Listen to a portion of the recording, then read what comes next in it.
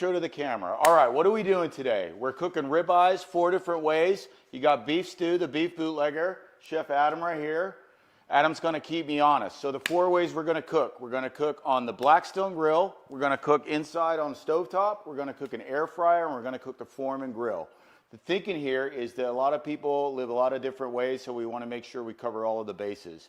Also, beefbootlegger.com, we have the very best luxury beef. Ribeyes, vacuum sealed, ready to go to your place. But for today, because it's my birthday, we've got 16 pounds of prime ribeye, uncut. We're gonna slice these bad boys up and we're gonna cook them for you. Chef Adam, you wanna add anything? Not at the moment, no, I'm gonna let you ride with it. All right, let's go. So first thing we're gonna do, we already pulled this out of the plastic. There's a little bit of blood that you gotta clean up. We've done that, we've patted it down with a paper towel. So what we wanna do is we're gonna get rid of this skin. We're just gonna peel that back, give it a little bit of a cut, and we're just prepping these. Do you wanna open that trash can, Chef? I'm gonna chuck this right in there. We're gonna also keep some of the fat we're gonna cook. So for those that don't know, beef fat is tallow. So we're gonna use some of this as the cooking tallow. Chef, which side should we cut from? Do we wanna cut from the big side, the skinny side? I always like cutting from the right and working my way down. So other thing you can take off is you can take off this big chunk here. So a lot of people won't want that much fat on their steak. So you can kind of trim this up before you start cutting the actual steaks. Otherwise, you're gonna be trimming this piece off individually. All right, let's go. You can just kind of work it off. All right, give it a go. So, and this is what you can use for that tallow.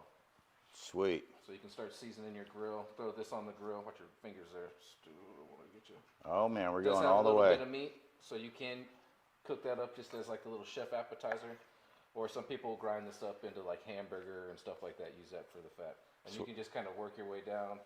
Each end is going to have a little bit more fat. And you're just going till you see the meat, right? We're just going to keep working our way down. Off a little bit. I mean, it's not bad to keep some of it on there. Like you say, it adds fat, adds flavor, fat flavor. But for the most part, just kind of getting some of the sinuate stuff off. This is going to be a little bit chewy. And kind That's of the discard pile right there. Discard and the keep pile. So some of this stuff you can kind of just take off. It's a good thing Chef Adam's here because I keep that on. Like I say, it's just a little bit.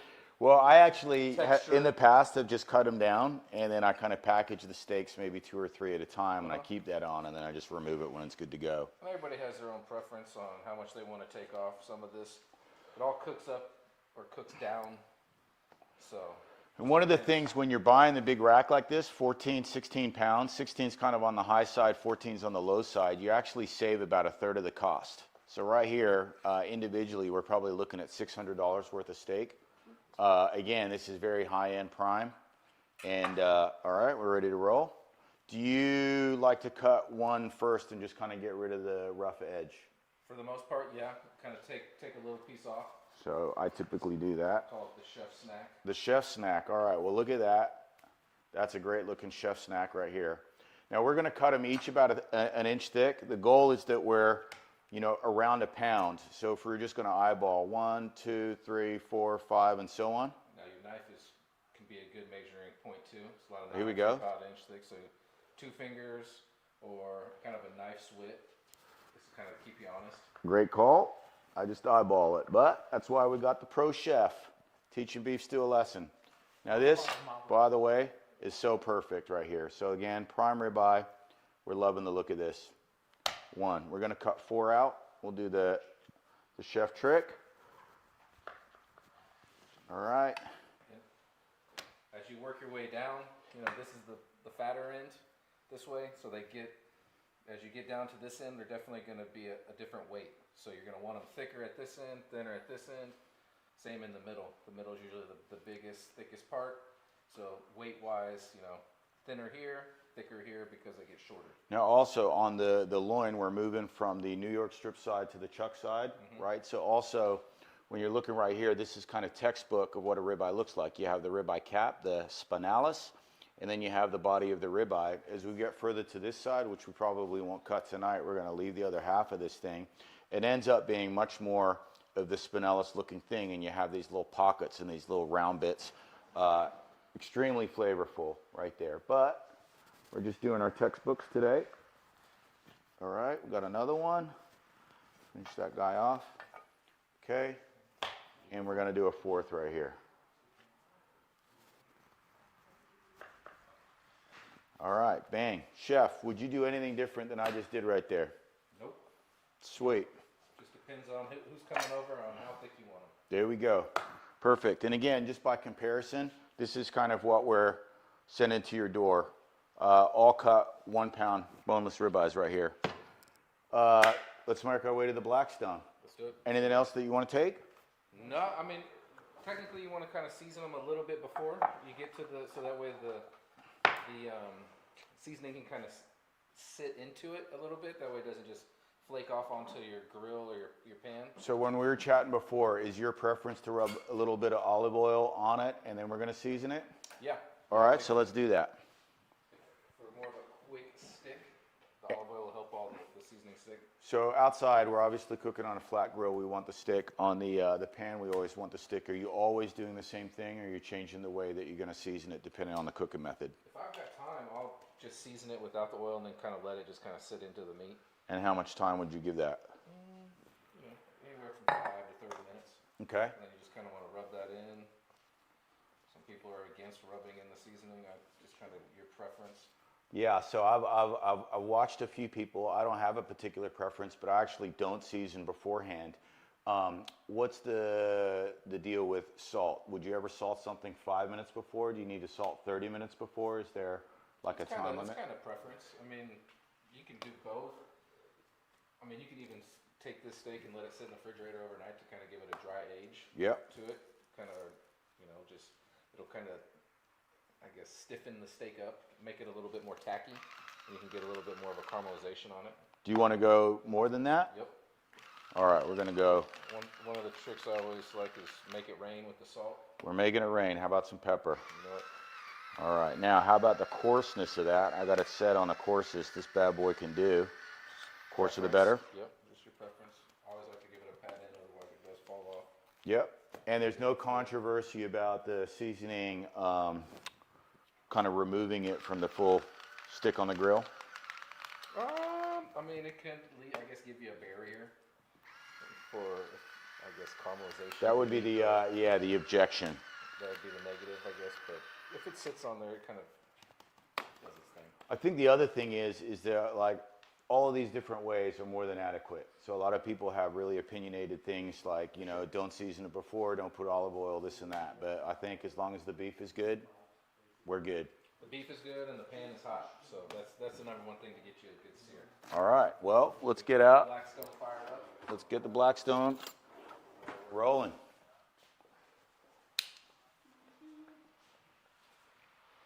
How do you like the steak so far? Are you excited? I'm very excited. This is I think, the biggest one, so. Can you show it? Show it to the camera. Whoa, how big is that? 2 fingers. 2 fingers? Maybe a What little is bit that, more. in inches? Yeah. It's a little bit more than an inch. It's definitely more than an inch. That's what he said. You want to do this part? I'll do it. All right. All right, let's go. So basically, first thing we're going to do, we're just going to use its own fat, its own tallow right here to just season up the grill. So The hook for the video. What is this about? what are we doing? We're cooking a ribeye, a prime ribeye on the Blackstone grill. And what you doing? We're just seasoning it up. So a wise man, a chef named Adam taught me this trick 6 months ago when we were first going. Oh, look at this. Now we got another You one. can add some more tallow on there. There we go. Down and get you. We also got our little chef bit. Oh, man, look at that. Snacks. Bonus. All right, I'm going to lay this bad boy down. But you also always want to cook the edges. A lot of people don't cook the edges. You got to cook the edges. No shortcuts. No shortcuts in the kitchen. All right, here we go. So I'm thinking what? 5, 7 minutes on each side? Yeah. Something this thick? Yep. So basically, this is a player's choice, but typically if we get any thicker than this, I'm going to finish it off in the oven at 400. But this isn't a Blackstone and an oven tutorial. This is a Blackstone only. So I think we'll do about 7 on each side. Set the timer. I'll go get my timer. I'll be right back. Tell us how you can tell when the steak is perfect.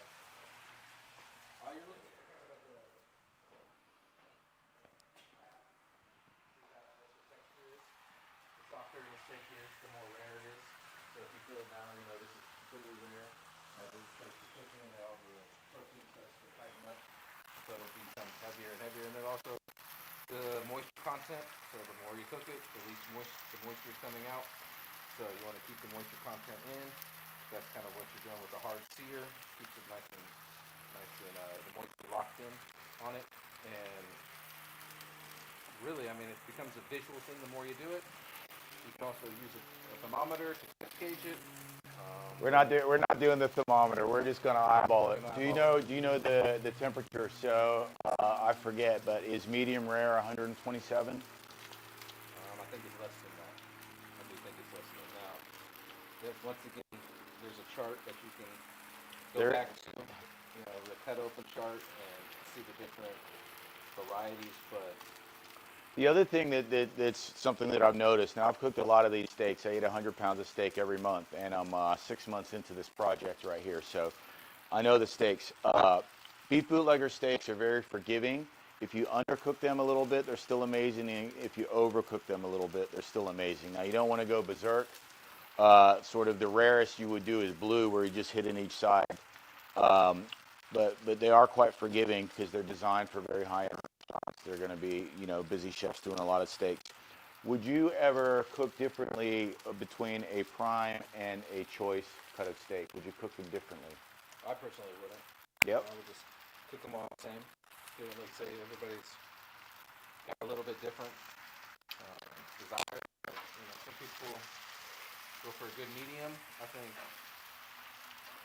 medium to medium rare is always kind of the best. You definitely want to round down on the cooking. You can always up cook it. You can never can bring it.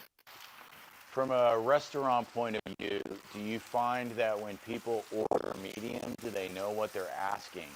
I feel like, again, just from my own experience, sometimes people think, you know, medium would actually like not have deep pink in it. Do you ever find that sometimes that people don't know what they're talking about when they order a steak in the kitchen? They're actually wrong on what their expectation is. Oh, yeah, everybody has a different expectation. What they've been told their whole life might be slightly different than what, you know, the norm is. Yeah. For going to an actual steakhouse. Once again, that's why they carry around a little booklet and have people say, you know, point, do you want a pink center, or do you want it to be a warm, you know, slightly brown center? You don't want to mess up any expectations on a $100 steak in the restaurant. That's for sure. Don't want that thing going back. Hire the big guns and pay the guy on the grill what he's worth. Okay. What is? Tell him about the ground steak and what Matt is talking about. Oh, all right. So we were talking to a lifter, a gym bro, who's pretty built, and he was talking about grinding his own steaks. Have you ever ground your own steak? Take the steak. Well, it was a bit controversial. He said he would never grind a ribeye, but sirloins and some of the other cuts. I don't see. I mean, technically, that's what they're doing to make ground beef. Yeah. I don't see the reason. That's what just buy ground Well, beef. so I'll tell you what the reason was. So I think when you're buying ground beef, especially store-bought, you actually have no idea how many cows and where that cow's coming in from, right? Perfect. So the mindset here is that you're buying this beautiful steak that you like, you sort of know what it looks like, and then you're running it through the grinder. That's true. I get it. Yep. Now, I did call him out, though. I said, you would take a ribeye and run that thing. He's like, oh, you never fuck with a ribeye. So, yeah, there's definitely some dudes out there that are grinding things up. Like your scraps from your ribeye, I mean, that's kind of what they're saying. No, they're not taking full briskets and grinding brisket up when they say they got brisket. So I can actually, scraps. Yeah, I could speak to it. So when I was first getting these ribeyes and I was experimenting with different ways to cut, now I was getting them cut from the butcher, not sort of cut to my specs. And I had them cut the ribeye caps, and I actually had them ground some ribeyes. Now, it was a different grill. It was a Weber that had the slats, but I would just basically start a grease fire, so they're almost uncookable on a traditional barbecue. Sure. And then when I'd cook them in a pan on the inside, I ended up just pouring out a lot of the grease. But ground ribeye meatballs was no joke. We did actually find a good dish out of it, but it seemed like I was getting rid of most of the benefit. Makes sense. Where's our timer at? Our timer is at, we got 2 minutes and 20 seconds. Would you ever flip a steak twice? I don't see a problem with it, but I know people, there's purists. There's controversy. There's a lot of controversy in it. I mean, it's not a negative thing if you have to come back to the side, but rather not have to flip it too many times. So I've got a personal preference. When I've cooked, not on the Blackstone, which is a flat stop grill, but when it has the traditional grill marks, my Weber Summit, I would flip twice because I wanted the crisscross. Yeah. I would actually be quite intentional about my 45-degree angles, so that was a bit of a sexy look. I think so. But you can do it without flipping it. We got Matt, Saf, in the house. What do we got? Matt, Saf is in the house. Oh, man. Happy birthday. We were just talking about you, Matt. Good looking out, dude. No grinding ribeyes. We're grinding that sirloin. We got another birthday boy in the house. I think he's 39. I feel like that might be how old he is. Actually, yeah, so your microphone, the clip on, can you get that to me? So Chef Terrell was telling me this one was off. Oh, we're getting some feedback. We're getting some comments. There we go. Oh, man. Well, hopefully you're getting picked up because that was some good chit chat. I think I got picked up by you. There we go. All right, where we at? We're Getting anxious. I'm feeling that we it's got time. 50 seconds. All right, hey man, we don't have to be specific. So also, you got to feel your way through the grill. As we can see that this is starting to push its way up, that means it's Take a look at definitely this. Take a look at this. starting to Vince. rise. That means the meat's tightening up. So this pushing up right here means the meat's tightening up and the rise. Now also, this is something I'm just paying attention to. I think on our prime cut, because I typically don't see as much of a rise coming off of the choice. So Looking good. Show the camera. Oh man, look at that. we're getting there. Look at that. So we'll sear this other side since we didn't do it. All Yeah, sides of the. cutting corners. That's right. We got 2 sides, 4 sides. Got 4 sides. Are we going to sizzle that one right there? We should. All right, well, let's do it. That's why we got a professional in the house. We should give it a little bit Beef of love. stew cooks for speed and efficiency. We're going for all the looks. Normally we got a family of wolves ready to eat. All right, we're running it back. Running it back. Now this is, like he was talking, one of the better reasons for using a Blackstone, is you're not going to have a lot of flare-ups with the ribeye. You got a lot of fat, as you can see. We're rendering quite a bit of fat off of it. And if you're on, say, a Weber or a char grill, a lot of fat, a lot of flames would be coming up, and that might mean that you'd have to flip it around a little bit more. So I'll just double down on that. So I had a $2,000 Weber Summit 2, had all of that. I moved it all the way from Texas, and we bought this Blackstone, I guess 9 months ago now. The first time that we were cooking, I've never used a Weber since. It's got a cover on it in the garage. That has been retired because of exactly that point. The Blackstone is so great to cook on. It's like a $500 grill, best value money can buy. If you have the place, to park a Blackstone, park it, cook it, next level. You can see all the... Let's talk about the flame though. Do you want the flame or the mark? Well, it depends. The marks are great, and if you're going to put them on, like presentation and delivery is a huge component, so you need to be thinking about that. You don't want to take, this is basically a $60 steak retail. You don't want to just like screw it up and do whatever and do it. If you could be a little bit of artistic and think about how that's going to come off the grill, you want to be thinking forward. From a Blackstone point of view, it's all about the crust and putting the crust on. If you do have those grills, you have them, so be intentional. Don't do it where it's, all ugly and it has a 15-degree turn or something and you're messing that thing up. Do a nice 45-degree turn, put the diagonals on, and take you 5 seconds to think about it, and it's going to come out looking super pro. So do it.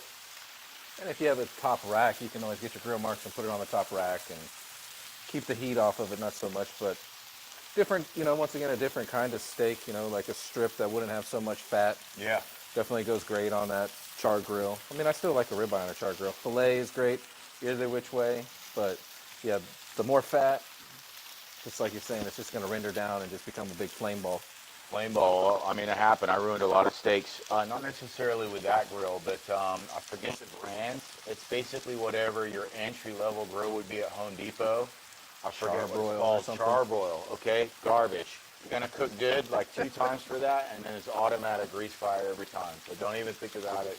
Spend the money, make an investment. You're going to put great food on it, so don't try and save yourself a couple $100 on a shitty grill. Oh man, chef special right there. Should I go get a blade? Or are we going to chop that thing up out here? I don't know. It might be a little fatty. We'll try it.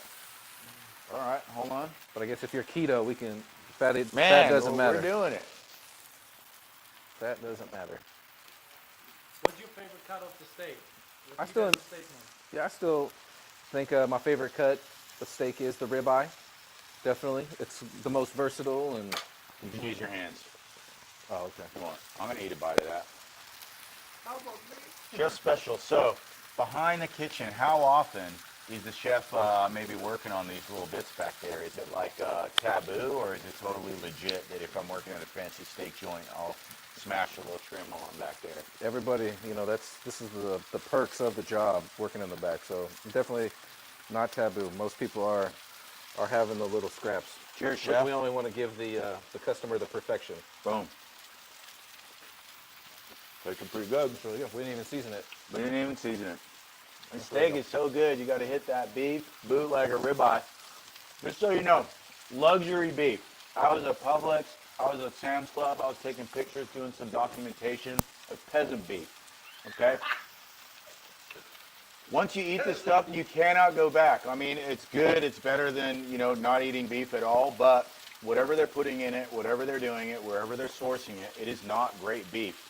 When you taste really good beef, your body will know, your mind will know. Everything is different about it, and once you have it, you're not going to be able to go back. I want to Ditto. so I'm closer to the Wi-Fi. All right, well, we're looking pretty good right here. We got 235, but what do you think? Do you think we even need 7 on that side? Probably not. I think we don't want to overdo it. No. All right, Maybe we're getting close on What are also, you thinking about that? Overdoing. well, you never want to overdo it. You can underdo it, and you can do it a little bit more, but Adam's the kind of guy that he can eat that thing a little bit rare. I'm the kind of guy that can eat that thing a little bit rare. We're going to smash 4 steaks. We're eating 4 pounds of steaks tonight, you guys. And you can see, you're starting to get a little bit of moisture on top. That means our texture has definitely changed. What's the whole little deal? People feel like in here, it's just like the same idea. You're tightening up. So the more tight you are, so I don't know. I've had people. There's tricks to the trade. I forget what it is, but It's you either know, the you tenderness feel all of this this type or of this, stuff. or I don't know. I've done this so many times, I can just look at it. I think we're getting pretty close right there. Yeah. Yeah, definitely. The cameramen get to eat while we're doing live. I hope so. That's Yeah, the straight baby. up All fat right. piece. That's like the unseasoned. That's like the chicharron of the version. That's it. No, this is going to be great.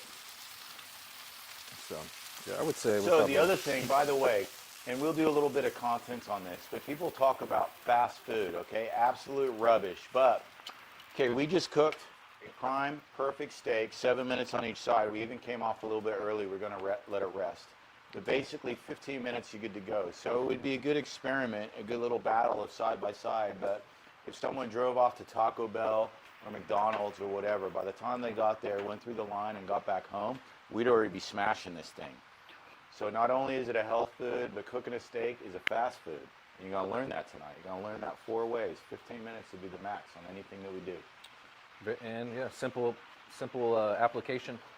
Definitely. Do a little branding right here. Give me the presentation. Show me the board. Bring it forward to me, to the light. Oh, what we got here? What do we got here? The got- meat we brag about. We got dinner. So how long are we going to let it rest, Chef? A strong 5 minutes. Definitely wanted to not be cold, but you definitely wanted to give it a chance to let the meat absorb, because if you slice right into it right now, it's just gonna Bleed everywhere. Bleed So everywhere. some people say that you want to let it rest as long as you cook. I also think that's bollocks, but I think if we did 7 minutes on each side, 5 to 7 minutes is the perfect rest. Yeah, I agree. So why do you let it rest? You want to let the steak rest because it'll keep the juices in. It basically is reabsorbing everything. Is I guess the easiest way to explain it. So, or the only way I know how to explain it. But yeah, if you cut it open right away, it's just going to bleed out. So it kind of helps it also up cook in a sense. So it's going to kind of take all that and kind of just bring it together. It does continue to cook, so when you take it off, the temperature is going to rise a little bit more. But basically, you just think about what is heat. Heat is molecules moving more rapidly, right? So what we want to do is just basically let the molecules kind of slow down. Like Chef Adam was saying, is we sort of we want that blood to kind of congeal back into the whole body of the steak. And yeah, 5 to 7 minutes is probably the perfect time to do that. Let's bring it in. Probably even get going on the next one. Let's do it. Let's go. How often do you eat? How often do I eat? Yeah, steak. How often do I eat steak? Pretty much every day. Pretty much every day. All day, every day. When you're the beef bootlegger, you get benefits, perks. I'm gonna keep eating this stuff. Get out of the way. We get high on our own supply right here. All day, every day. Now, like Stu was saying, just because you seasoned it once doesn't mean you can't season it again. So should we You give know, it some another people go? can season it at this point. You can slice and season it. Well, I all like right. salt. I like pepper. You're the pro, so let's do Whatever. it. I mean, I would taste it first and see how the first little bite, and then go from there. All right, Because this so one I'll even tell you was what. delicious, and we didn't put any seasoning on it. Still full flavor. All right, We'll hold on. let this rest for a couple more seconds. All right, everyone, We're not gonna everyone rush gets a this. bite right here. We don't want to rush it. There we go, right Change here. I guess you could change our gloves and season these other steaks. All right, we're gonna do a wardrobe change. All right, doctor, we're gonna change these up.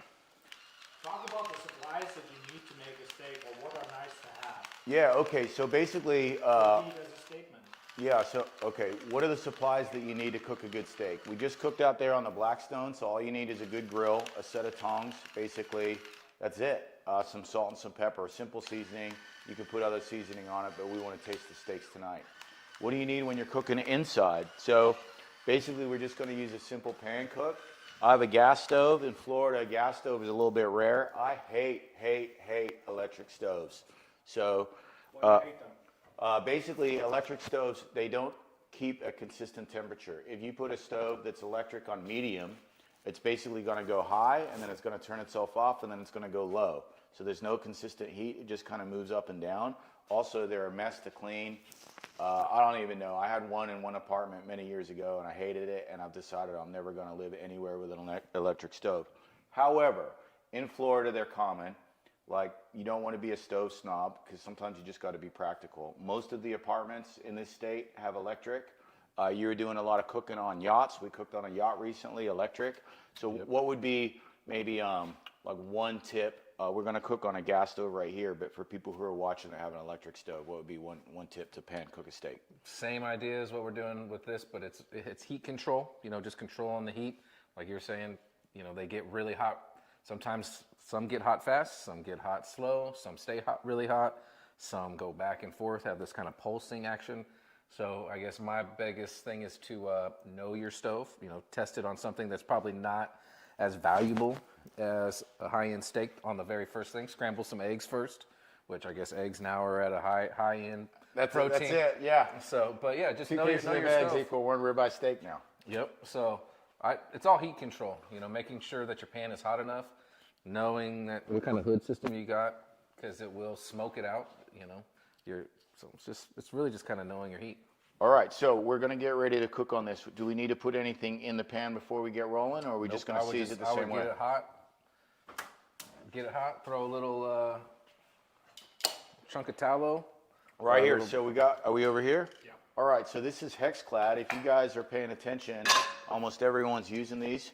These are actually really good. Now, I've found it a little bit tough to clean. You have to use vinegar and do some stuff to get the schmutz off. But again, beef bootlegger, we cook for speed, and we're not necessarily worried about the glamour shot. But the pans are really good, and compared to some of the other stuff around the same price point, I would say these are probably the very best. This pan itself, I think, was maybe 100 to 120, smaller one's 80, but you buy a set, and it's like $600. You get the wok, you get all of this stuff, and you get something to do, you know, boil water, do your noodles. Hexclad, they're good. Rachel was a little bit mad that we snacked everything. What happened? We snacked everything. Yeah, you stacked everything. We got you, girl. Get over here. All right. Come on, dig in there. All right, hold on. Adam. Chef Adam. Chef Let's Adam. get this bad boy up here. All right. ready? All right. I'm going to move in for the kill right here, okay? Yep. So by the way, you always need to get the cut on camera, the steak porn, the center cut. So here we go, right here. How do we do? Oh really man, look at that. We got a perfect medium rare right here. It's on the rarer side of the medium rare. That's how Adam and I like it, I'm sure. All right, ladies first. So come on in here. Grab your knife, Well, you know or what we should you be can doing? you can. Cut 4 slices. Okay, cut 4 slices and. Everybody gets a fork. Oh. Shut down, get in there. All right, let's do it. All right, chef. Hold on. Come on. All right. I got my slice. All right, we're gonna do cheers. We're doing a cheers. And we also do a happy birthday. Happy birthday to you. Happy birthday to you. Happy birthday, dear Beef stew. Happy birthday to you. Cheers. Cheers. This is my favorite birthday cake and my favorite people. What do you think? I think that's A plus right there. Well, that is How we doing, chef? Really good. We approve the this bee's message? knees. Real quick, just before we get going, we're gonna shift it up. You guys all come back for a little ribeye cap. So we did the regular bit. Oh, actually. Oh, You guys want to come in for a little ribeye cap right here? This is That's the the good stuff. This is the flavorful bit. Close-ups. Yeah, here I'll we take that go. one. Rachel, come on in. round 2. Okay. This is the. Okay. Stop wiggling. Here you go. Let me wiggle. No, this one. This one. Ooh. What is with your goods to talk about the seasonings and the seasonings Just a little salt and steak. pepper. That's all We're just doing really like. salt right here. We got some truffle salt, but it's a little bit harder. We need to take the lid off. We need to dirty our fingers, so we're just going easy breezy. Well, All right, so we got oh, here we our go. fat rendered down. So you don't really want a lot of fat in there. You know it's gonna. And you can tell we're nice and hot. We're smoking. That's what you want to get that good sear. We seasoned this steak. Ooh, look at that. Same idea. I could have went on the side first, but oops. We're just Oops. gonna. I It's all guess good. Should I go get my phone? We're going to time this thing? I'm smashing this steak over here since my birthday. so we know we're up high and we just got a good sear. So we're gonna turn that down a I'll little cook bit, some more. so that way we don't get it really popping. Now that we got that kind of initial sear going on. Otherwise, you could burn the outside of it or make it maybe a little too much of a crust. So once again, it's all about that heat control. Stu, Yo. we're gonna do the live thing on the classes actually. Oh, let's go right here. Well, let me actually. Do I need it? My hands are dirty. You push the buttons. Yeah, I got you, my man. I'm ready. Are we ready to go controversial? No, wait, let's wait. Let's close them and open them back up. I think they turned off. You got to do. Oh no, they're. What am I doing? Am I pushing buttons? Take off the classes. Take them off? Yep. All right. So I want to make sure this part's done right too. Over here. Oh, yeah. I hate for the. This one? Okay, so. Oh, it's Look out. heavy. Look out our pro cuts. Are we still on? Where are we? Right here? Right there. Oh, man. See, look at the difference right here. We got Beef ribbon. stew right here just cuts chunks. It's just Chunks. ready to consume. Here we go. Man, what do you think of this steak, chef? Excellent. Nice and juicy. One thing to note too is that even the fat is nice and soft. Some of the steaks that you get at the store, fat's kind of hard and really undesirable. Yep. This has a nice soft texture, very edible. So I can talk a little bit about what makes these cows special. So the cows are from certain genetics. They're always 90+% Black Angus, which is kind of the premium genetics that you want. The cows are fed a certain type of grain all the way through their life. There are no vacs, no hormones, never. And also they are never more than a 950 pounds carcass weight, which is a little bit low. Typical cow is 1,200 pounds, so it's a little bit of a younger cow. And then they never travel more than 100 miles as well, so they're never going to have any stress hormone or anything in them. There's like a 42 points checklist, but anyway, those are the main attributes. And that's something, again, that I was talking about before, is you can really tell the difference. If you're eating quality meat, you're going to taste the difference. You're going to actually feel the difference. It's going to sit better in your body. You're going to process the meat better. And also, no one talks about it, but eating quality meat is really big on mindset. So you think pure, anxieties go away. Obviously, you have benefits in the gym and all that type of stuff. But just to show you as well, when these things are cut. We did the trim over there, but the trim on these particular cuts will never be more than a 1/4 inch. So that's also part of the specifications. Also, these things are the first cuts in line. So they make sure whenever the processing, their shift starts in the beginning of the day, they have the guys cut this brand of beef. They don't want them getting drunk on the job. They don't want them getting sick, getting tired, or anything like that. So everything that you can think of that's going to like make the meat taste better, that it's going to come to you looking better, it's going to be a better product, is this. This is the cream of the crop, luxury beef, baby. Beef bootlegger. Talk about like steak prices. Steak prices are resting right now. They'll peak again in the summertime as you get into grilling season, but peak season is actually kind of Thanksgiving and Christmas, which makes a lot of sense. I would say steak prices were up 40% over Christmas. I didn't raise my prices really to get into it, but I wasn't making any profit on the ribeyes. Also, sometimes there's things that happen. There's a separate market for the type of cuts. So again, I've kind of been in the game about 9 months, maybe 6 months ago. Something happened with New York strips, but New York strips went crazy. New York strips were priced more than ribeyes. They were up about 30%, 40, 50%, and then they came back down slowly.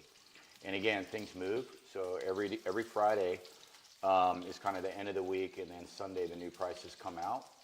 And depending on the particular cut, those prices maybe move up and down a little bit in a season like this, but when it gets into holiday season or Valentine's Day, fillets got really expensive. So you can also think ahead a little bit, maybe load up on that inventory, but there's definitely like movement with seasonality with particular days as it relates to steak.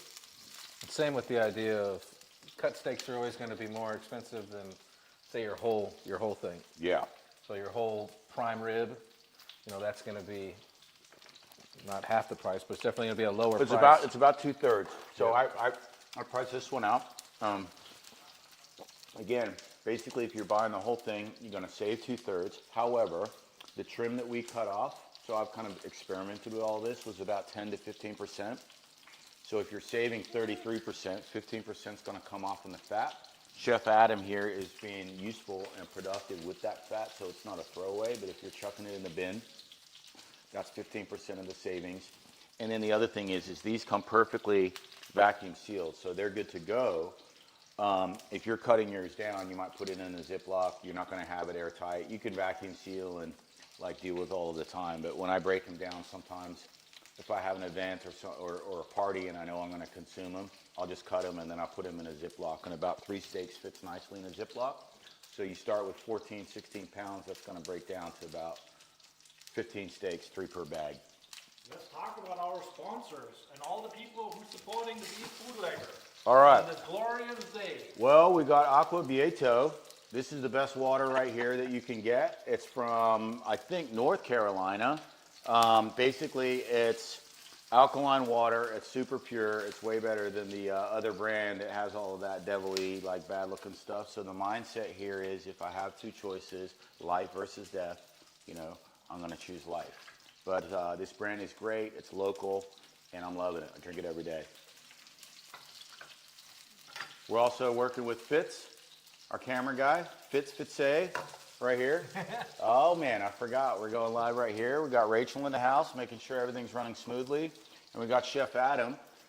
So Chef Adam's back in the game. When we first got going, it was about 9 months ago exactly. I think maybe it was April. So I think it was an April date. So it was a beautiful day. Just kind of a twinkle in our eye. And I needed a chef. I was having some friends over to eat this beef and to figure out how I was going to start a business. Beef Bootlegger was born. We had T-shirts arrive that day. I had a little thing on the door front to welcome everyone in. Chef Adam was cooking on the grill. We cooked every different type of cut. And we had a giant cutting board, not branded. But we did something like this with about 24 people. It was an amazing night.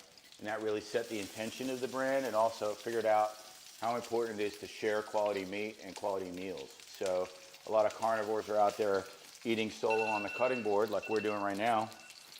But it's really about sharing great beef with people, making it a social experience. All right, Be controversial. Is like a chef better than you? Oh, well, okay, so a chef is better than me. So I am a steak enthusiast. I am not a steak expert, although I've handled a lot of steak, and I'm a quick learner, and I like to ask a lot of questions. Also, I have realized there isn't a right and a wrong way. there's certainly massive opinions about right and All right, I'm wrong gonna way. swing through. So Oh man, look at that. also you can see how much more fat is being rendered off. So I don't dislike the idea of putting butter in here, but if you start adding butter right now, it's gonna start kind of browning the butter, and you might have like a brown butter. Some people might actually accidentally blacken the butter. That's not good. So in my opinion, you know, fat is flavor. Tallow, butter, same kind of idea. So just use the tallow if you can. It's gonna just be a way to save your butter for your eggs. And Now, you real can quick, add garlic and your rosemary or anything like that you wanted to. I see this one bowing a little bit. So I know outside on the grill we have weights. Are people ever using weights inside? Yeah, you can Push weight it it down. Yeah, it might add a little bit more of a splash. Yep. I wouldn't cover the steak. It's gonna. No, you don't. Never want to cover it. Never You're wanna gonna cover it. steam It's You gonna never steam it. steam a steak. Illegal. Never do that. Here's some controversy. Who's cooking steaks better in the kitchen, man or woman? Can a woman cook a good steak? A woman in the can kitchen? cook an amazing steak. I don't think it matters. I just think that it's a stigma that men are the people who do the grilling. It's not reality. You know, anybody can cook a great steak inside or out. Doesn't really matter. Once again, it's all about heat control and confidence. Time and on task. The more you do something, you know. Kobe Bryant shooting a million free throws, you know. Well, people I can't want- see I the wanna- meat. Show them the meat. Oh man, show them the meat. Go That's with it. your hand off, my man. Oh man, let me see if I can get some splatter on these fancy goggles right here. And also you can look at the flame, what we got. We don't got an extreme flame going. We're just a little bit under, I guess that'd be kind of medium high. But, you know, once again, it's just controlling the heat. Otherwise, Feeding the high says, never seen a woman cook a steak, not gonna lie. Oh man, look out. Well, there's controversy. The good news though is we're going to teach a lot of ladies how to cook steak. So as we go into the spring, it is with tons of intention. We're going to have cooking classes. We're going to have ladies night. We had something set up to cook 50 or have 50 gals cook steak on one night. The hurricanes messed that up, so we can put that on the books hopefully. Also do date night. But again, steak is the new whiskey. It's all about sharing it with people, and it's kind of a move to, instead of going out at the bars, getting wasted, do whatever, right? Cook in. And for the single guys, if you're cooking a steak, maybe you're already at home in the apartment. We just made it way easier for you. You don't have to go back from the bar. We're already where we need to be. Just a little pro tip for you fellas out there. The singles game. Also, we got a question for what type of cut this is. This is a prime ribeye right here. How would you tell that it's a prime? So the prime is basically the marbling. Actually, this would be good. Okay, so prime is a wide variety and there's a lot of divergence, okay? So beef bootlegger choice is better than Costco prime. And I've done some documentation and we'll do some stuff, but basically prime has to do with the marbling. It would say it's the top 2%. And then choice is maybe the next 25%. But I can look at prime steaks that are labeled USDA grade, and there's less marbling than what I get, which is called upper 2/3 choice. So I don't think it's that simple. Also, a lot of times there's just full fat bites in prime. I mean, we're looking at such a good steak right here. It's not an example, but okay, so this steak is beef bootlegger. Okay, this is beef bootlegger choice. Fitz, which camera are we on? This one. This one? Okay. So this is just to show you the high grade nature of beef bootlegger choice. This is upper 2/3 versus prime. There's very little difference right here that you could tell. And in fact, if I was to show these and have you guys like grade them on the internet, on social, hey, which one's prime? Half of you guys are going to be wrong. Now again, this is the highest quality beef that you can get. But you just basically see the marbling inside of that. And a lot of times, prime is just going to have a larger eye of fat. The marbling will be very similar, but there's eyes of fat. Some people think like, oh, fat's gross, and they would put that bite away. I'm one of those people. I typically don't eat a full fat bite. If there's marbling in it, I'll eat it, or if there's some fat, I'll eat it, but I don't eat a full fat bite. But that's basically what you're paying for in prime, is basically the fat. And I also find it interesting, some people think like, oh, it's prime, it's the very best. But then they're not fat eaters. You know, they're picking a sirloin cut or something like that. So I would say it's a misnomer to just think prime equals the best. You need to know what your preferences are And are you going to pay a premium to eat more fat? Not everybody's a ribeye fan. Most people say they like ribeye, but if they don't like fat, they're throwing away all this. And then, just as you can tell here, the difference in like this is already trimmed up professionally. They would cut this piece off because they know most people aren't going to want that. And that's just, in a sense, something that would be wasted. For us, we know we like that piece. You know, we can eat on that. But, so you're going to get less of this. It's more trimmed. Where can on here. people get like good steaks? Where can they get good steaks? They can get them at beefbootlegger.com. That's where you're going to get the best in the nation. So this is very high-end restaurant-grade steak that we deliver to your door. If you go to Publix, I've seen some differences actually. So all store-bought is going to be a lower grade and mass-produced. I always take pictures. I always look at prices. So the prices for a ribeye was $21.99 at Publix, you know, versus about $30 with your VIP right here. And if you look at them side by side, they're not even the same animal. It's like a Honda versus a Ferrari or a Rolls Royce. So these ribeyes are the Rolls Royce of ribeyes. Our fillets are the Ferrari of fillets. And what you're getting store-bought is kind of like a used Honda. I mean, the divergence is just massive. And also what you don't see, we're talking about prime, you don't see the taste. You don't see the flavor. They would say that more marbling equals more flavor, which is true. A lot of the flavor is within the fat, but these things taste totally different. This is a unique flavor than anything that you buy in the store.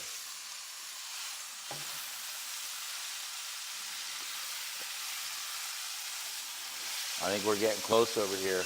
Yeah, I'm calling it. Oh man, we're calling it. I got a cutting board for you, chef. Look at this sexy thing right here. All right. So Yeah, baby. Oh man. once again, you can use this for your dippers. You know, it's all flavor, fat flavor, or toss it. It's kind of like bacon grease. You can use it for next time. So it's all good stuff. There we go. All right, so we're going to let this rest for another Let that 5 rest. minutes. While that's resting, we can go on to the air fryer, I think is what we were thinking next. Air fryer's next. Same as like a pan or a Blackstone. You can want to preheat this. That way you're not throwing it into a cold. That way you kind of can get a sear going. By the way, so I have never cooked air fried a steak. So we're breaking me in right here. I'm going to let Chef Adam drive. I would say I have not either.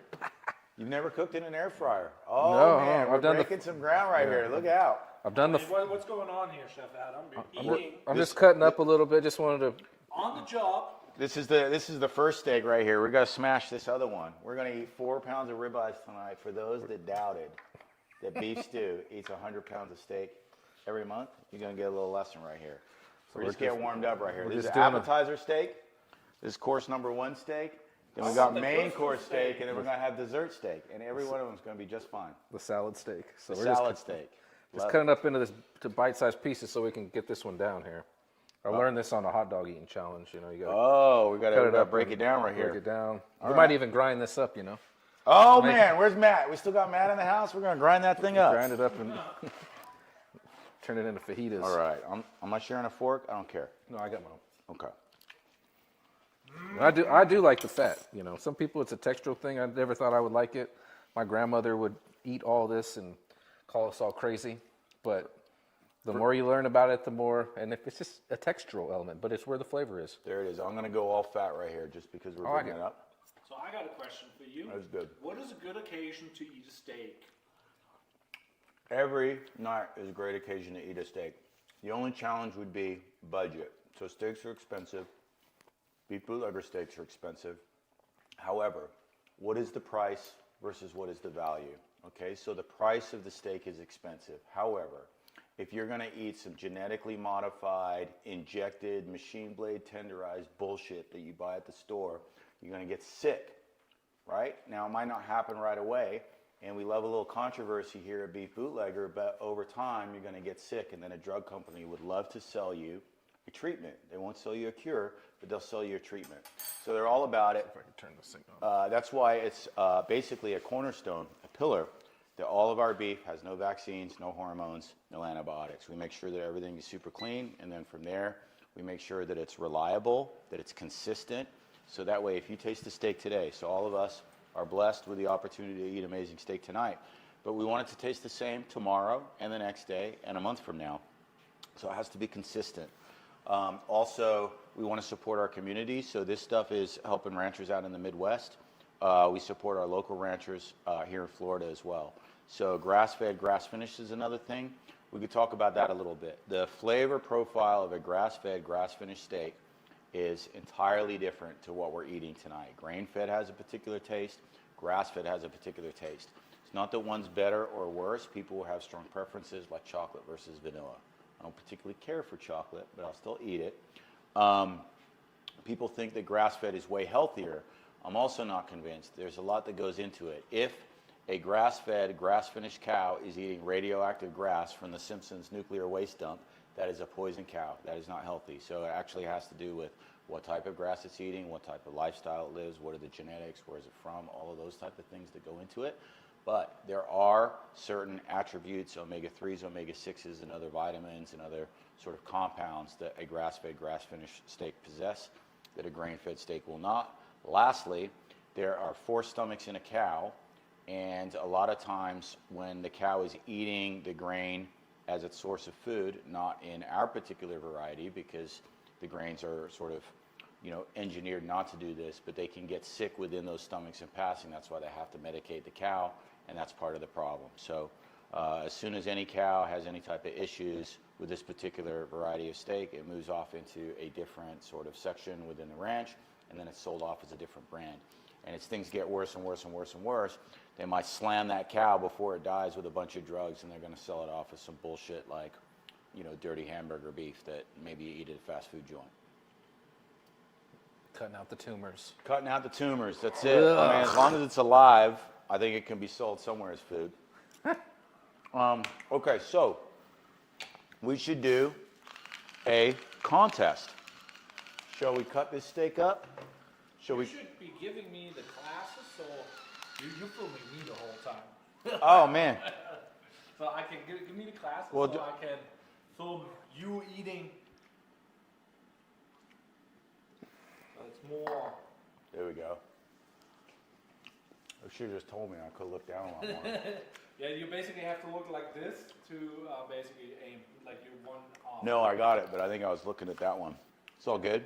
All right, so next steak, eating challenge. I think we're rested enough. What do you think, Chef? I think so. We can put this one in the air fryer. I think it's warmed up. Oh yeah, that would Now, we did not put olive oil on this because we created fat in the pan. Yep. We did put a little bit of olive oil on this to help so it doesn't stick to the bottom just in case. Just enough to just kind of get it moist. You want to come over here? All right, so we've never used this. We're set at 400. 400, it's the highest it goes. Are we going to rotate it after a certain amount of time? You want to do Yeah, 5 we minutes could on each do a side? flip. Yeah, we should flip. So people also are talking about air frying when steak's frozen. So we're going to try that another day. This obviously isn't frozen right here, but I think we want to truncate the time a little bit. Yeah. All right. And then also you think the air is coming from the back forward. So we're going to put the fat side on that so that way it can kind of hit that. And then we'll rotate it at the end. I wouldn't But have this will thought be about kind none of of that. this end is a little bit more bulletproof than say that side. So, Okay, so maybe we'll do 7 minutes on each side to just be consistent with our cook. What do you Yes, think, I go for that. experiment-wise? Where does it lock? There Nope, we go. we're good. Bring Get it in. Wait, get so in you here. just throw it in there like that? You just throw it Yep, in so there I like that. Go on the olive oiled side down. Once again, this is a big steak. We're going to probably have to go maybe diagonal or something Yeah, let's go diagonal. to kind of fit. I should have bought the bigger one. They had a bigger one. They had a Yep. double-decker. So salt and pepper, just a little bit of olive oil, 400 degrees. We let it warm up a little bit so that way we're not throwing, you can hear it sizzle. Oh, we real got the quick. chef man here with the. I made sure that we could do the see-through so we could see this thing. We're intentional about everything around here, dude. Yeah. Look at that. All right, so we'll set our own clock. Yeah, well, we got, it's going to say 10, I think, where we're at, 10:46. Yeah, 10:40. All right. So, Sweet. How exciting. That chef man. First ever.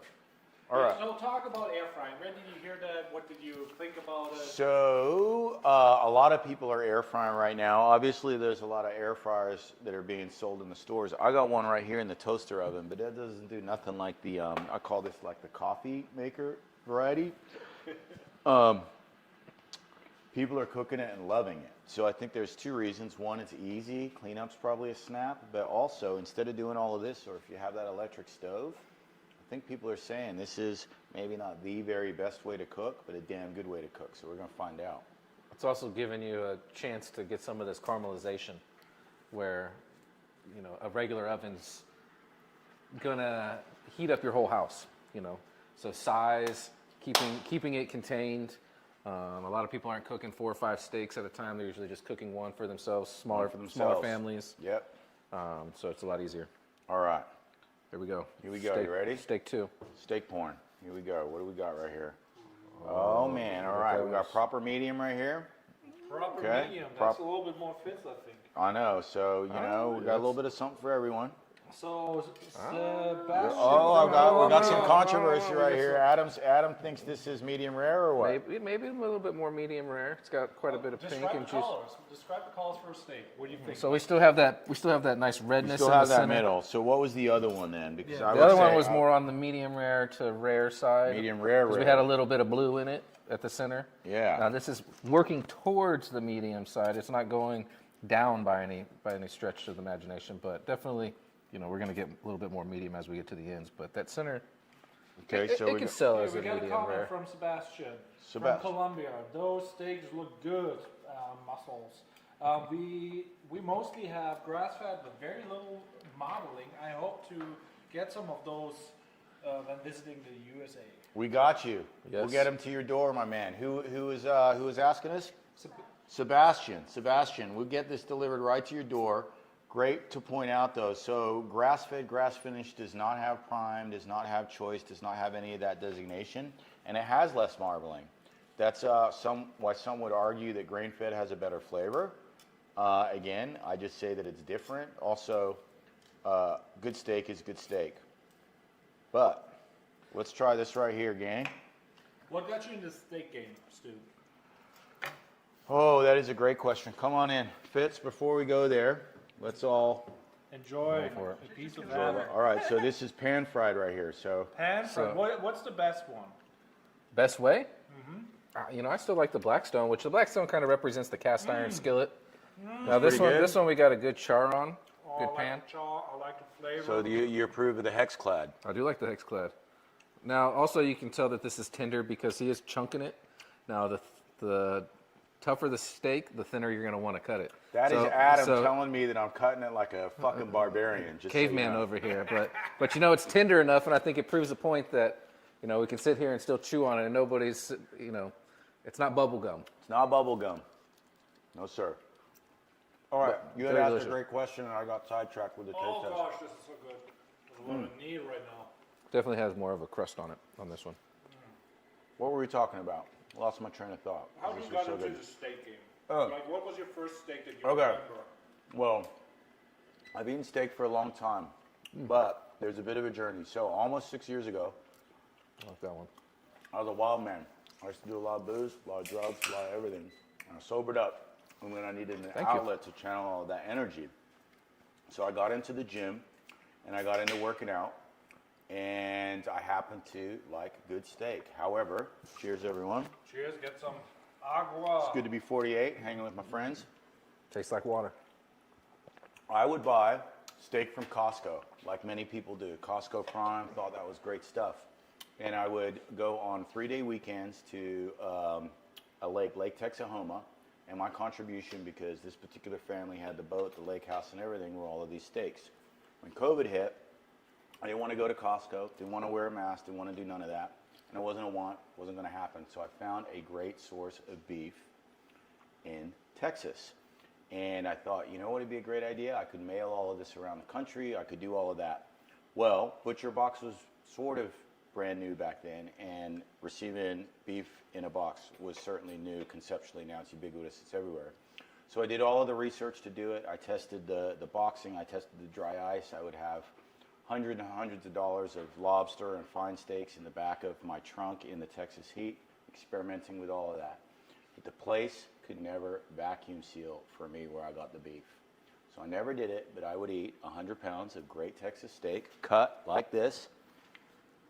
I would just be loading up on steaks like that. That was my jam. That's not a regular steak. So that's dude. a This is 2 3/4 pound bone-in ribeye. What does it run you? This one right here is about an $80 steak with your VIP from Beef Bootlegger. You can get half the size for $40. Everything's cut to weight. We also have the 3 pound porterhouse right here. That's the biggest treasure in the treasure box. But to just finish up the story, that was my jam, and I would eat. And if I was having friends over, it was part of my identity to cook great steaks and to eat well. I wasn't really a party guy anymore, and like, what do?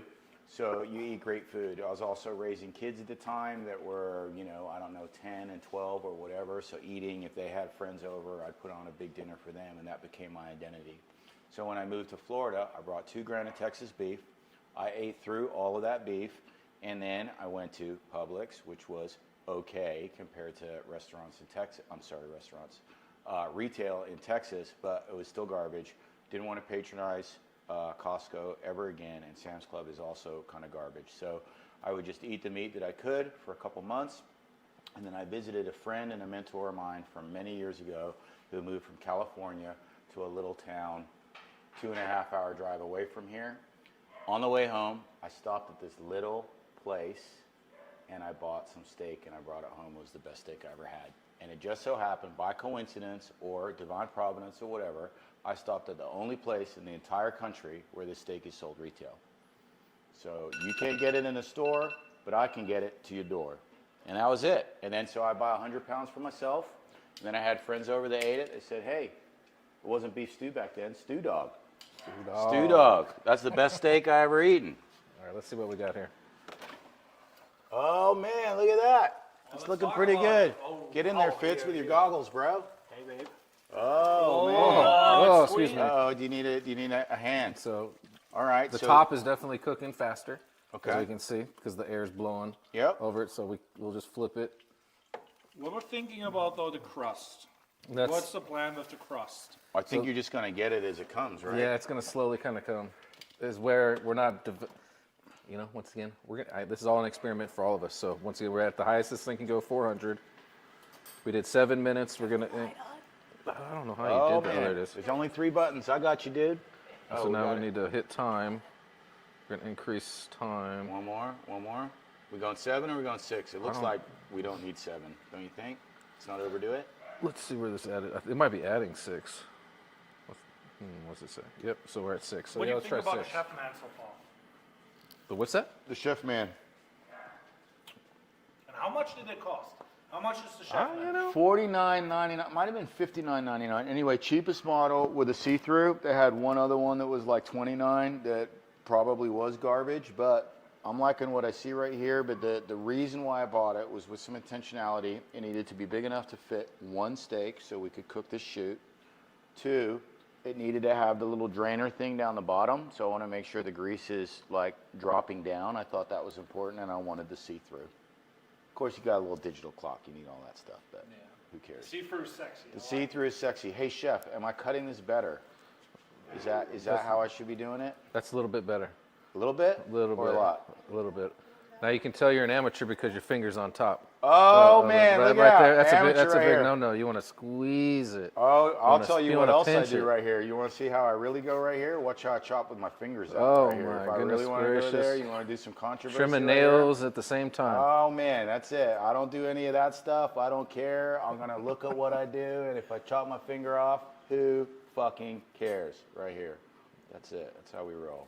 Look at that. And I'll even eat with my fingers because I don't care. That's right. It's your house. Now, Burying. all right, that's it. So, and we're comparing basically the two. So I would say the Blackstone versus the pan is a good comparison. Now we're going to try you said a Foreman, but this is a griddle by Cuisinart. A little bit different. Hey, Adam, why don't we have a foreman tonight? I was supposed to bring my Foreman. They come in all different sizes. I use the small one at my house. I like it. Same kind of idea. It doesn't necessarily get hot enough to build a crazy crust, and it does kind of have that smash, which kind of gives it a steam a little bit. But I didn't it's think one of about those. that. It's one of those things where it's simpler, more convenient, still gives you a great outcome, but just a little bit different. So I would say comparing the air fryer with like the in-home griddle would be, this is going to be the big comparison. There it is. Have you ever used one of these before? This is like a sandwich maker or something. This is, Same idea. it came with different things, yeah, but probably 5 years ago, this was the hot shit right here. This is probably like a Costco model. We might as well get this thing warming up. Same idea. You always want to warm up your pan, warm up your So your let's griddle. talk again about all the ways how you can make a steak. All right, Plug so this bad boy in. we're testing 4 ways. We're on our 3rd. We did the Blackstone, which is a flat top grill. It's got to be located outside. Has to be outside. It has to be outside. Gas. Never do gas inside for the dummies out there. Don't even think about it. We did stovetop right here, also gas. We talked a little bit about electric. We're 3 minutes away from doing our air fryer. So Plug and both play. Chef Adam and I have never done it before, plug and play. So many people are doing it, we had to do it. And a lot of people are raving about it too. So we're excited to test that one. And then right here, this is our alternative to the George Foreman grill, which was the original concept. But this is like griddler. I think maybe 5, 8 years ago, this was hot shit. I haven't even used it because I got all these other ways to cook. But same kind of concept. You have 2 hot plates. The grease is going to be able to fall back into a trap. And we're just basically going to lay it on there, press it. We're not going to like hammer it like an iron because we don't want the juices to get squeezed out of it. So we're going to double tap it. The other thing that I do recall from using the Foreman when I was cooking hamburgers is actually it cooks in half the time.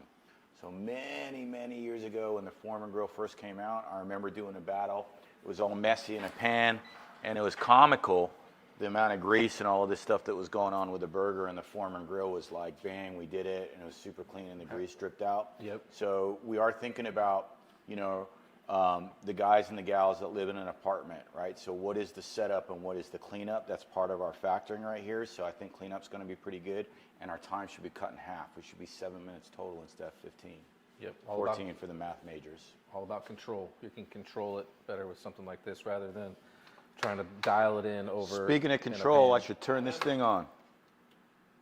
Ah. Speaking of control, make sure you turn it on. We plugged it in, but we didn't turn it on. We're gonna kick it up to. I'm over here on this one. Do you want to be on that? No, I don't care. Would you I don't do care. Well, there's two. There's. And grease that you just have in the pan. What are we going to do with it? No, it was a statement and what you can do with it. Oh, what can you do with this grease in the pan? Well, we can save it. We could use it. It's kind of got a lot of flavor in it right here, so we could use it as some cooking tallow later on. I'm probably not going to save it just because it's a mess waiting to happen, and we like a clean kitchen around here.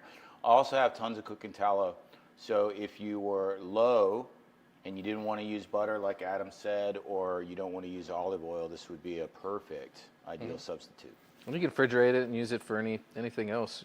Same concept as like an olive oil or butter. You know, you could cook eggs. Some people cook eggs in it. Some people starch or sear with it. I'll do a little bit of a recent hack. Typically, the beef bootlegger does not eat chicken, but I had bought some chicken for someone who was doing a food setup, and they asked for organic, no hormone chicken. So I saved a couple of the cutlets, and chicken breast can be a little bit boring. To cook it in the beef tallow was like super duper hack. Gave it a little bit of flavor. Chicken's still pretty healthy, pretty lean, as long as it's good chicken. So that's something you can do. You want to jazz up your boring chicken, you can jazz it up with a little bit of beef tallow. Put the fat on it. Put the fat on it. We got 5, 4. Oh man, here we go. 3, Moment of truth, 2, Fitz. Let me close this. one. We don't want to burn anyone. Get in between here. All right. Oh, we'll man. Same thing. You can kind of let this rest. You don't have to pull it right out and put it on a cutting board. Are you sure it's not going to keep cooking in there? It will keep cooking though. But we did do it a minute shorter on each side. But Ooh, look we, at we that. got a Look at nice that. caramelization going. I mean, we pull I it think out. we pull it out, yeah. All right, we You got can hear virgin. the bubble. We You got can bring this virgin. over. Oh, here we You go. can see all the fat at the bottom. You can pour that out. All right, All right, where are our tongs tongs? are behind Right you. here. Yep. Uh-oh. Oh man! All right, and that's resting right on the counter right here. Look at that. We got Now, crust. now another thing you think of, you've got an even cooking all the way around. Ooh, look at that. So the That's gold. fat on all the sides, so we didn't have to sit there and sear it like we were before. Yeah. So we still got that. We got a little bit more reduction down on that side, whereas you can see on this one, we still have a little bit You know more. what we should have done? We should have saved one slice from each of our steaks to show the different doneness. Okay. Yeah. It's all right. We got Rachel helping Look us at that. out over here. Looks like very Here we go. golden. It looks very golden. I like that. Oh, buddy, we didn't pull that out. Oh man! Look at that. Rookie move. It's all good. No wonder that it was like down there a little bit.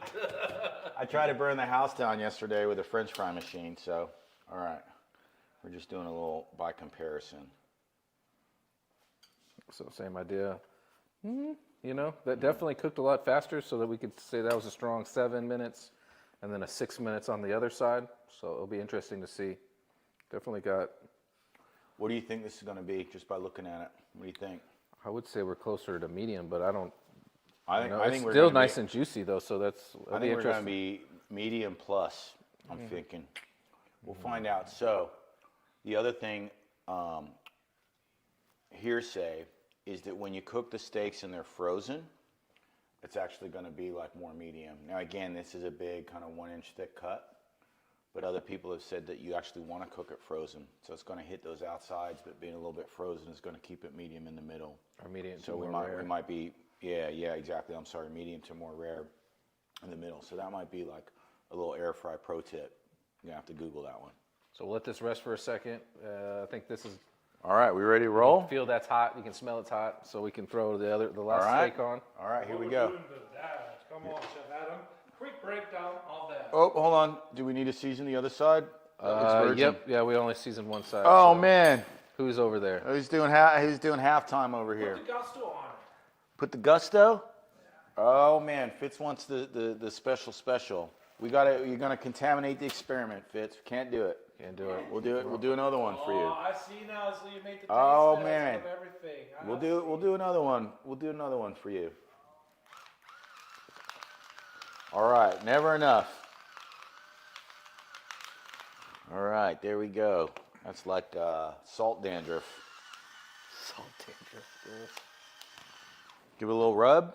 Yeah, just give a little pat. Are we gonna put a little oil on it? Yeah, you can. And give it a little oil, a little pat right here. All right, here we go. He's putting the love on it. Come on. Oh, we're giving it the love right here. Come on, Stu. What's going on right here? All right, What we're doing, Stu, show me. what are we doing right here?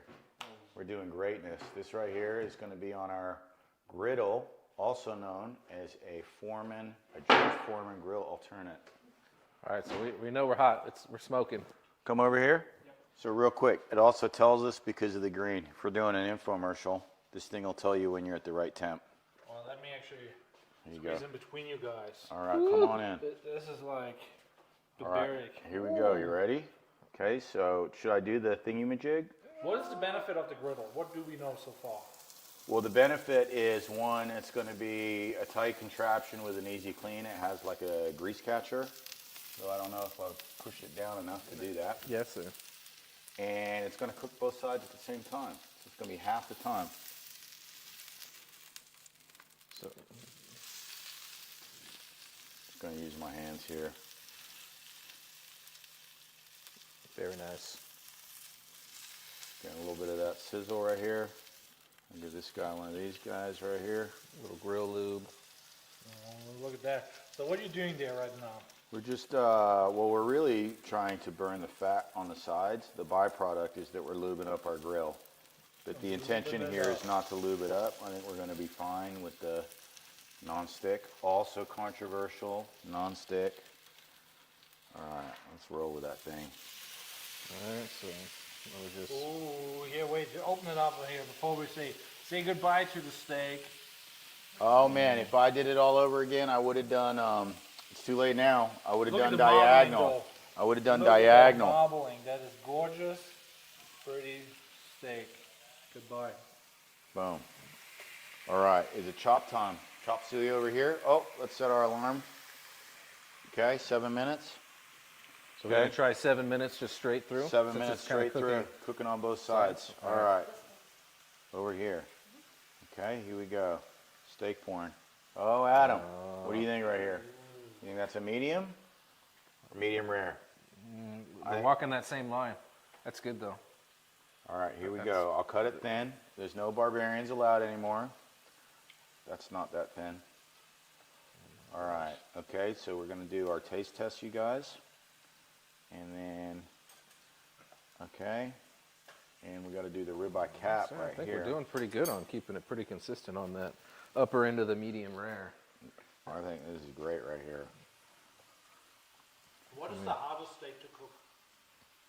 Well, I mean, honestly, probably tenderloin is pretty tough because it's expensive, it is tender, and it does, it's long and thin. So you cut round steaks and usually they're a little bit thicker, and it goes from being pretty rare to pretty over pretty Quickly. fast, very quickly. Okay. Does everyone have a fork? Rachel, get in here. Rachel, come on in. Here I we got go. this here. I'm dual wielding. All right, here we go. Cheers, everyone. Cheers. Birthday again. Cheers, cheers, cheers, cheers. I think a birthday, having a steak is the best occasion, or one of the best. I'm happy with it. Steak is the new whiskey. We're getting drunk on meat. It feels good. Tastes good. Okay, this has definitely less flavor. Less flavor, so I'm thinking we need to salt it up again. Did we salt this one? So, I agree.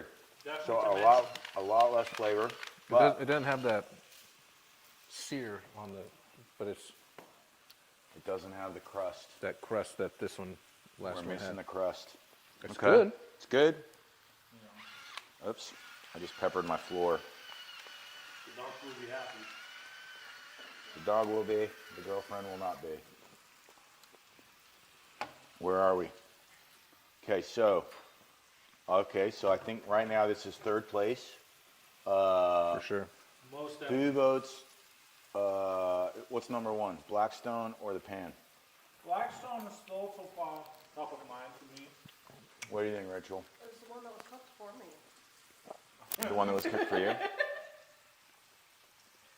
I don't know. I'm almost saying the pan. The pan. I'm almost a fan of the pan. It's got had a little bit more of a crust. I don't know, something I'm about very it. curious about this one.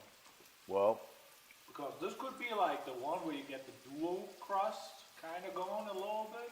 we're going to find out in 4 minutes and 4 seconds. Big thing, air does matter when getting that crust. So when you kind of squeeze it, that's like kind of a little bit of a steam. Oh, this thing. Yeah. So having the airflow definitely does pay. I wonder, but it's do you- hard to do that open. Do you think our cardboard fucked up the airflow? No, I don't think so. It's still cooked. No, but I think maybe get it hotter next time. See if Right. we can get it a little bit hotter. And So yeah, I we don't need know. to we need to buy the model that goes 450. Yeah, maybe. I don't know. I mean, that's very solid, but I would not be upset with getting something like that. Now, also, you could think of this as you could have done it in the air fryer for, what do they call that? Like the reverse sear, a little Yeah, bit lower and finish it temperature off. and finish it in a hotter pan to get more of that crust. I think that's a great suggestion. I did that the other day, the reverse sear with the ribeye that you actually got from you. It was really good. For the electric grills, maybe you do it in the air fryer and you finish it up Yeah. in the pan. Right. Well, Then that does add more dishes and kind of takes away from a lot of the benefit of it. But yeah, if Adequate. you're looking for perfection, Adequate, not great. Also, maybe my cheapskate $59 air fryer was not the greatest air fryer too. The Yeah, Kona though was really good with the extra seasoning. It made a difference. Fitz is coming around. Fitz is coming around. It's been around. Fitz has been around. Well, I think, but you can I also, think we all have. so you just have a little bit more doneness all the way around it too. Yeah. Where you're not, on the what do you call that? The cap is all the way cooked through. Right. Where if it was only getting cooked on one side, it wouldn't have. We need more call to actions. Like, subscribe, get the Beef Bootlegger stuff. Like, subscribe, go to beefbootlegger.com, sign up for VIP, make an order of the best steaks that you can get nationwide, and I'll deliver them to your door. Let's What go. does that mean though? VIP. VIP, what does VIP mean? For $7.77, it just means that I know that you're serious about buying steaks. I have a relationship with you. You get 10% off of all of the steaks on the storefront, but I also am a beef broker. You want the bones for bone broth. You want tallow. We're doing some tallow over here. All kinds of crazy stuff. There's unlimited things that you can do with a cow, but we can't put unlimited things on the website. Also, we will give away one $100 steak to our VIPs every month. So you could win one of those just thrown in with your bag. So that's what VIP is all about. How big of a cow can you get? Can you get the whole cow? Can you get a I half can get cow? the whole cow. We can get the whole cow. So the whole half and quarter cows would get brought down from Missouri, grass-fed, grass-finished, delivered to your door. And we can do wholes, we can do halves, we can do quarters, we can even do bits and pieces. Again, if I have the relationship with you, you can tell me what you want. the cycle's about every 45 days that they're coming down. But as an example, some of the gym bros or the health nuts, they like what's called the ancestral blend. So organ meat, a liver, and a heart. They take 10% of the heart, 10% of the liver, and grind it with the other 80% of ground beef. And it's super sexy. It's a tasty form of ground beef.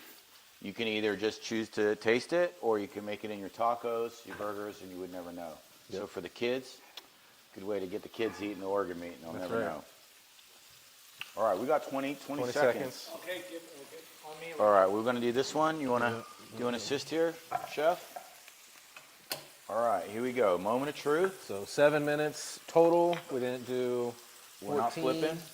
Oh, man. Look at those stripes, though. Look at those stripes. Here we go. I'm just gonna go straight on. We're just going to go straight on right here. This is American steak. Look at that. See how I like That's an American steak. We didn't get the crisscross. All right, we'll have to figure that out. So it did flatten it a little bit. Yep. So you got the weight. We got the weight, flatten it down. What do you think? Think that's a medium, chef? No, I'm saying it. I think we're still right on. You're I think we're okay. Huh? How you tested it if Oh, it's a medium man. or not? Well, I'm just giving it a little finger job right here, but What do you think it is with the jab? I'm thinking it's a medium. But I also think this was sort of a medium, and again, On pieces different of it, people for would sure. say different things. Now that's medium. Can I have that actually? But this That's is a but fit this style isn't. right here. See, That's a fit style. So different size. carnivore, proper American meat eater. This or less. This or less. Yep. So I wouldn't want anything more done than that. How do you order it like in a restaurant? So Well, this I would- see this a is- tiny bit of blue maybe. No. Well, that's not even blue. Blue isn't even here, but blue would be where it's not cooked at all to what you would call cooked. And it'd almost be cold. This is actually medium, proper. You're getting towards medium well. See, when it has no pink at all, that's medium well. And if it was even like drier, then that's well, which is illegal. That is a capital Talk about it. offense. Why is it illegal? Tell about it. Talk about it. Why is it illegal? It just dries it out. You're basically taking this juicy steak. I talked about all of the benefits and the things that go into producing this meat, the flavor, the texture, and all of those type of things. And if you're cooking it well done, you're just cooking all of those particular attributes out of it, and you turn it into like a leather belt. You know, you may as well just chew on a shoe or a belt and be done with it. You know. It kind of ruins the idea of buying a nice tender steak. It takes the tenderness out of Takes it. the tenderness out. However, I don't know. Everyone likes a bit of controversy, but I do know that cooking food lets you process the food quicker. Okay, and that's why we have big brains and stuff, is because human beings, mankind, learn how to cook food. So maybe there's something to doing it, but from a taste, you don't want to do it. And you don't want to take something that's really good, that's expensive because it's really good, and just cook all of the goodness out of it. You could buy a crappy steak from the supermarket and do it well done. Less controversial. And this is juice, not blood. This is juice, not blood. What's the proper name for that? Ooh, I don't know. There's a proper name for it. Google me. You got it? No, well, it's not blood. Starts with a P, I think. Anyway, I don't know. homework for the viewers. Comment at below home. what it is named. Comment below. When the red is coming out and then people call it blood, but it's not blood. What is that called? Besides juicy goodness, has a technical name. Should we get into this? Let's do it. All right, ready? Ready, set. Steak porn time. 4th of 4. We're taking our bets. Medium rare? Medium? Yeah, I'm saying. Okay, Fitz is putting in a bet right here. All right, here we go. I think that's proper medium. I think we're in the medium. We're in the medium I saw zone. that tap and I was like, that goes into my direction. Or this is You know, where so Fitz that's is at right here. Straight 7 minutes, so that's definitely the quickest time. Quickest time. So we're winning on And we're time. almost at the most done. Yeah. So I would say we would do it less next time. 5 minutes. 5 minutes So total. what's the biggest difference between all the ways of making a steak? Well, first let's have a bite right here. Everyone, come on in. We're gonna pass the taste test right here. Visually, you can see it's not charred on all sides, That's kind of sad. which What happened?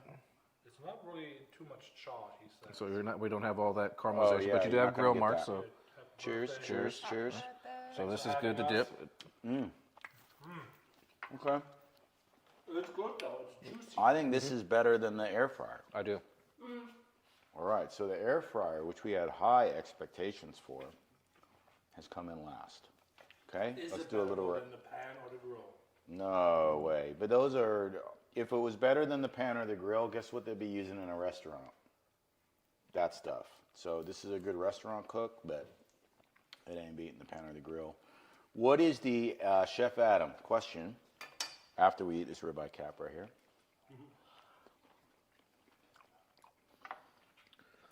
What's the name of the grill that they use and it has the little rotation thing? Is that an Argentine grill? Is that what they call that? Yeah, I mean a charred grill, but just adjustable. Yeah, but I thought It has a specific. I can't remember the specific names of half the stuff, but yeah, we got to study.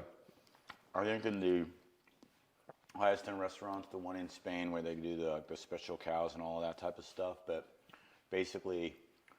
They do broiler style grills where the flame comes from only the top and doesn't come from the bottom. I have one of those out there. We're going to try that one. People love that as well. I mean, it's just cooking at 1500 degrees. Cooking it hot and fast and getting that char, and it's like you say, it's what separates different people. It's like cooking on solid wood. I think this one is juicier than that one as well. This has a little bit of a juice thing going on. Yeah, I almost think that this one is texturally is a little bit tougher. I don't know if it's maybe because of how fast it cooked it. I would have to say it has the more of a toothsomeness than all the rest. No, it's not like tough by any sense of the matter, but it's just a little bit different. I don't know. Still delicious. Okay, so Fitz, Let me try one more time. do we want to wrap up with the comparisons? I would be saying so. All right, so to me, I want a summary of each one, and then a little explanation of what's the best. I'm going to give you my summary, and then we'll turn it over to Chef Adam. Yeah. So, summary was the Blackstone was the very best of the 4 ways to cook. Knew that going in. Also, I would say preparation is really easy. You turn it on, you scrape the crap down the back. It has kind of a hole to get rid of the crud. You cook, and then you're done. You close the lid.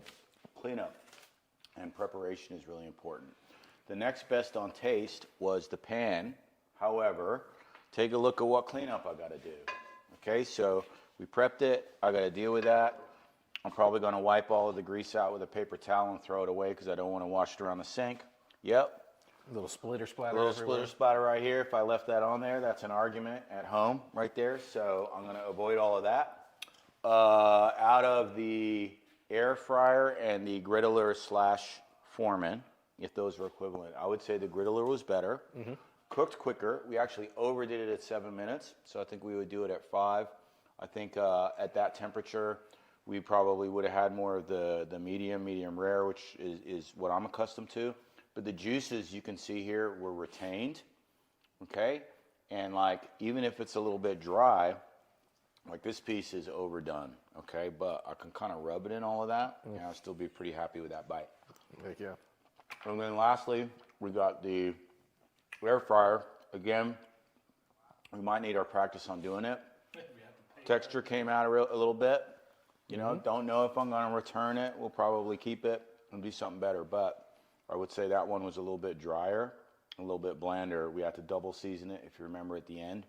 And I don't know what cleanup's going to be on that one, but I think that's pretty easy. This is pretty easy. The pan is the hardest. So, yep. Blackstone, I probably still would cook in the pan and not like be easy breezy with the clean. But if I was rushed for time, or if I had to do something, like maybe I got to work, I got to multitask, then I think the air fryer is like the multitasker's dream. Like, don't even look at it, flip it around when you need to. Everything else you got to keep an eye on. But this one being half the time as well, maybe you just hang out, you cook your steak in 5 minutes, you look at your phone. So that's also a multitasker right there. Yep. I'd agree. I live in an apartment, so I kind of live off the Foreman or the griddle just because it's less mess. Don't have all the splatter. That you get with the stovetop. You could also think about reverse searing it, where you bring it up in an oven at a lower temperature, and then all you got to do is real fast in a pan. I do think kind of torn on the Blackstone versus the pan. Both were good. I think could have turned that up a little bit higher. and got more of the sear that we had on this pan. What was I the love temp it. out there? What were we at? I was just a little under or the highest temp setting, so not crazy, but I don't know if we just season this one up, or you also do get to retain your tallow if you want to keep it using the pan, and so I did baste it with a spoon. You know, you can baste your steak just like, you know, you could throw garlic and thyme and all that other stuff like you would with butter and make it flavorful in that kind of way, and then you could actually, you know, serve this on the side or pour it over your steak, where you pretty much aren't able to reserve this cooking on the Blackstone. The Blackstone just goes straight down the back side, but that's not it just depends on what you want. And then I would definitely say I like the griddle over the air fryer. And as far as like apartment living, easeability, I'm always about the Foreman life. I would say that the thing is too, we kept it super simple. So Adam brings up a good point, adding more, you know, thyme, rosemary, the butter, and all of those type of things. I think the only method that you'd really be able to do that is in the pan. So you want to take it up to the next level. You want to be a little bit of a show off. People use cast iron as well instead of an all-clad pan. It's going to give you a little bit more of the same, because that's technically what the Blackstone is more of like a cast iron style pan. It's going to retain more heat. Just all depends. But my only thing is, you know, anytime cooking in a pan, especially steak, you're going to get a little bit more smoke up. We got tall ceilings here. Most apartments don't have that tall ceilings. And not all apartments have fans attached with their stuff. So you might be setting off the fire So alarm. you might be setting off fire Oh alarms. man, where, the good old days. I remember that. where the griddles aren't going to have that. Air fryers too. We did see a little smoke come out of the air fryer at the end. So the griddle's going to be kind of the most. That might have been the cardboard. Maybe. But I agree. Blackstone, pan, griddle, air fryer. What do you think, maybe just in closing as well? So we were using what I've encountered as the highest quality beef I've ever cooked at home. So you've got a little bit more maybe perspective from other types of cuts. So what, you know, how did this rate to some of the other stuff that you've bought in your experience? This is definitely superior to anything that I've bought, from Sprouts to Publix to Costco to Sam's Club. You know, one thing that I know you've circled around, but it's not chicarded. You don't see little holes or pin marks in this meat, which is for me is chicarded. It's very fancy machine tenderized. Yeah, so you know this is naturally tenderized. All the, like I say, the fat is nice and soft and very flavorful. So it tell doesn't us have about like that. a hardness. What would be the tell, right? Because I'm not experiencing that because I'm only eating this great steak. So you would actually see the holes. You'll see the wounds. I know the tiny little needles. As soon as you cut into it, you can see it. And if you like accordioned it out, you could definitely see little holes in it. You know, and it's written on the package. It says that it's chicarded. You know, most places. It does say it. It also says that you got to cook it to medium well.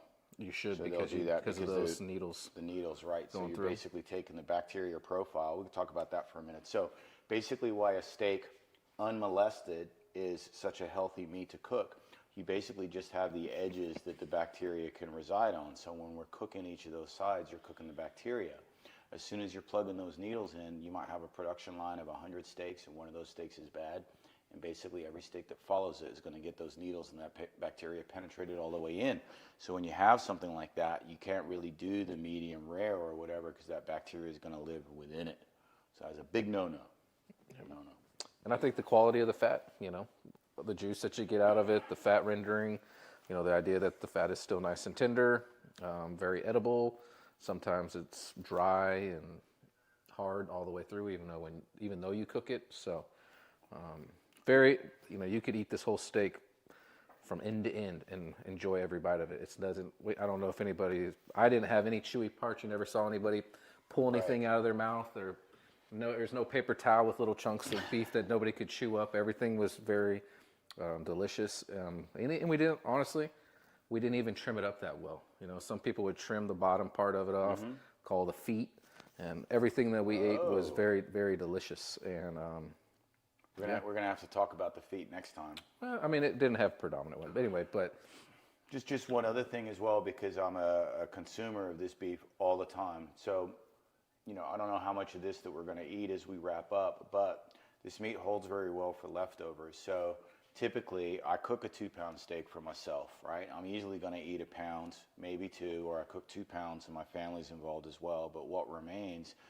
I slice it up thin, and this makes a great steak salad if you want to eat it cold. So the steak handles itself very well cold the next day. Or you might even thinly slice this up, and you might do like an Asian kind of beef with broccoli, beef with pepper or whatever. So it does hold to the next day, where lesser grade steaks or whatever, they get really chewy, and it's kind of like eat it that night, eat it at the table, and it's not going to be good the following day.